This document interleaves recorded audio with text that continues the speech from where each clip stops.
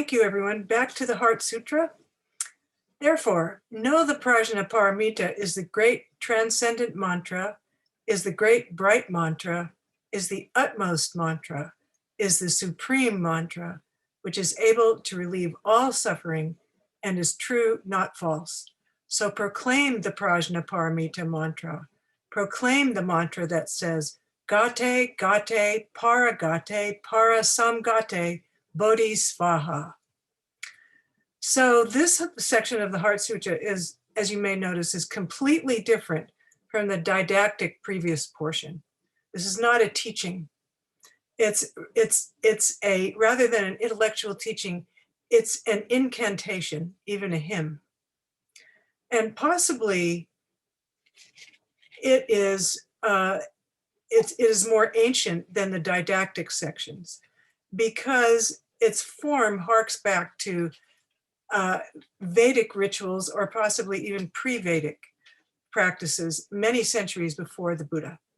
And actually these forms are very, very commonly used in other sects of Buddhism, in other Asian sects of Buddhism, not so much in certainly in American Zen that I know of. But there are some of these forms, and I'll tell you a little bit about them. So so Red Pine describes this section as both a mantra and as a dharani. A dharani is a chant, a mnemonic code, an incantation or recitation of usually consisting of, in our tradition, of Sanskrit or Pali phrases. And these chants are melodious sounds, and they were believed to have innate spiritual and healing powers, even if the sound cannot be translated or has no meaning. When I was going through the process of Dharma transmission a couple of years ago, I had to set up altars in various places in my home and go around every day for 3 weeks, chanting various unintelligible phrases and bowing to each altar. And I asked Baika, my teacher, what the phrases meant. And they didn't, because they didn't look or sound like any language that I had ever heard.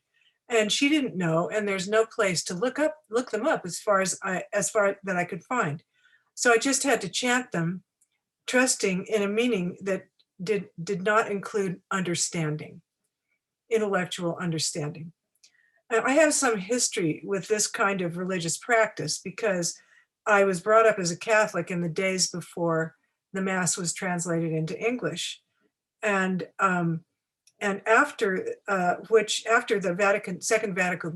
Second Vatican Council of the early '60s, the Catholic Mass could be translated from the traditional Latin into local languages. But before that, the Mass was conducted almost entirely in Latin. And I didn't know as a child what the words meant. And maybe most people in the congregation didn't know because, in the deep tradition of the Catholic Church, only the clergy could know what this all meant. And only later, people who were educated might know Latin. And I didn't learn Latin until I was in high school. And then soon after that, everything was translated, and maybe some of the mystery was lost. So I was used to chanting sounds, and I even, in high school, I sang in an a cappella choir chanting Gregorian chants. And some of the mysterious quality of the ritual penetrated my being in a different way than it could with understanding. And I'm not sure about this, but I wonder sometimes if my relationship with music in general it's much more on the melody than on the lyrics. And I'm not sure if that comes from that childhood experience. And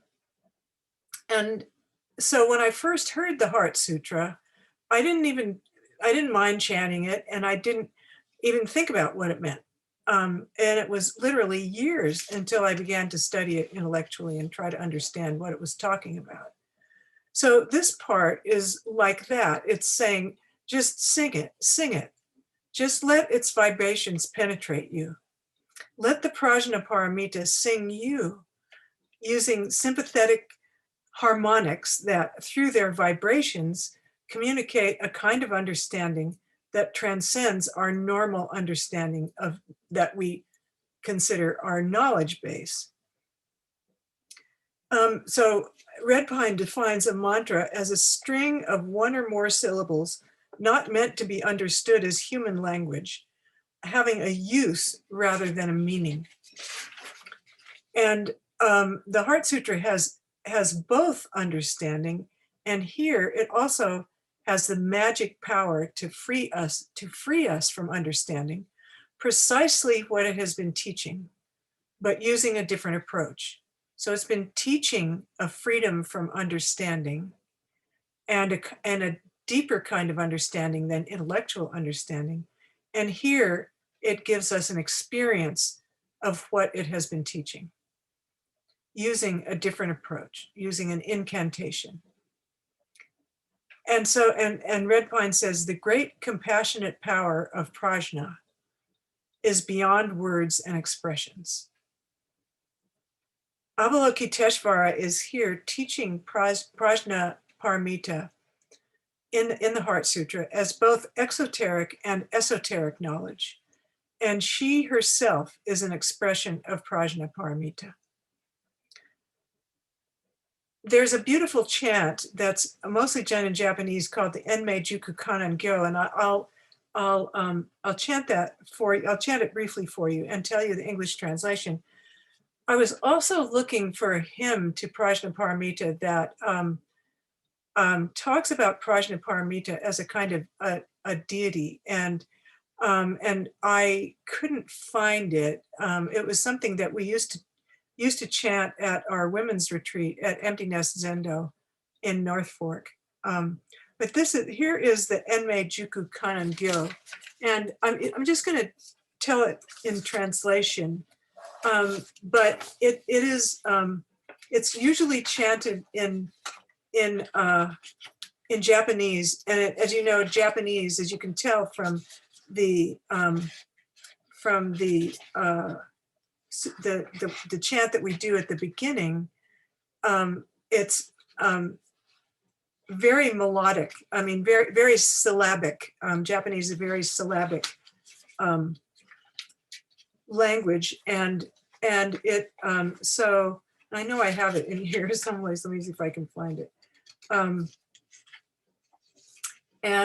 So it's chanted very syllabically with a little wooden sort of bell called a mukugyo, and it's chanted, starts out very slowly and it speeds up, and you chant it 9 times in a row, and each time a little bit faster, with the mukugyo sounding the time. And maybe we'll do that sometime. But this is the translation. Avalokiteshvara, perceiver of the cries of the world, takes refuge in Buddha, will be a Buddha, helps all to be Buddhas, and is not separate from Buddha, Dharma, and Sangha, being eternal, intimate, pure, and joyful. In the morning, be one with Avalokiteshvara. In the evening, be one with Avalokiteshvara, whose heart moment by moment arises, whose heart moment by moment remains.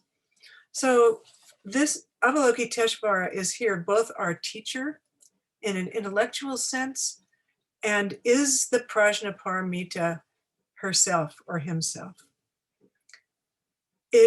Avalokiteshvara is a manifestation of Prajnaparamita, a personification of Prajnaparamita, a kind of goddess, and sometimes is referred to as a goddess.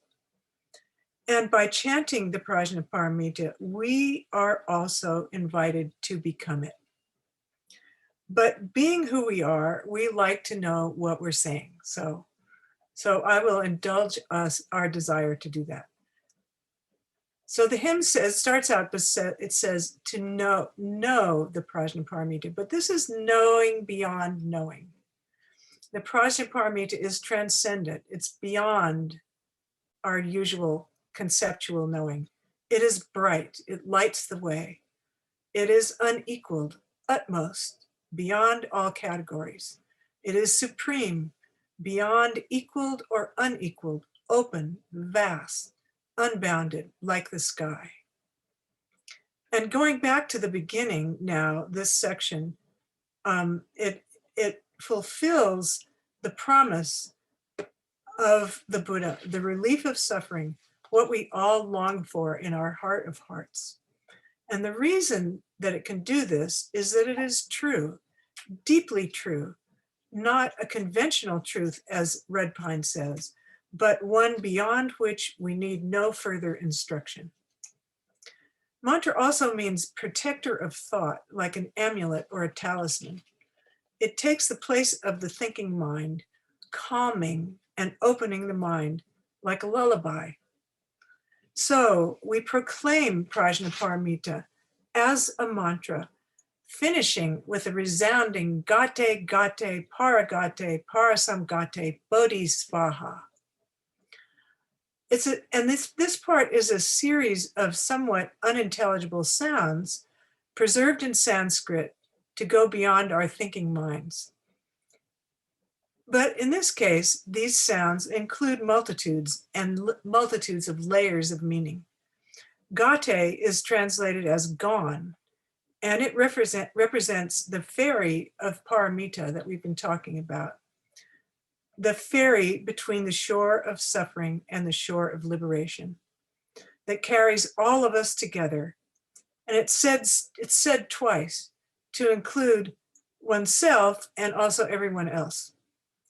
Paragate means gone beyond, gone to the other shore. Parasamgate means gone completely beyond, together, everyone crossing together. And then, of course, Bodhi, that we have in our name, means enlightenment itself, the other shore. And Svaha is an exclamatory sound, meaning right now, woohoo, hallelujah, or something like that. I used to have a license plate, and Grace used to say it meant, ooh, mama. I used to have a license plate that said, ooh, mama, and I had it before I ever became a Zen student. And I thought it meant, oh, Mary Allen, Mary Allen. I didn't know it meant Svaha until Grace said it. And then I thought, it's pretty cool. But I digress. Kaz Tanahashi translates this section as meaning, I really like this translation. His translations are very beautiful. He says, he calls it arriving all the way, and arriving all the way together, all hail, joy. And I think that the gerund arriving expresses a process, a moving and changing and developing process, our life, ourself, crossing over and back constantly. So now we've come to the end of our lengthy consideration of the Heart Sutra, and thanks for bearing with me all these weeks. Now you know what you're chanting about, you can forget it and just enjoy it. Often it's chanted at the bedside of a dying person, either in English or Japanese or both. And it's comforting to the dying and to the living, both crossing over. Thank you. I would love to hear your thoughts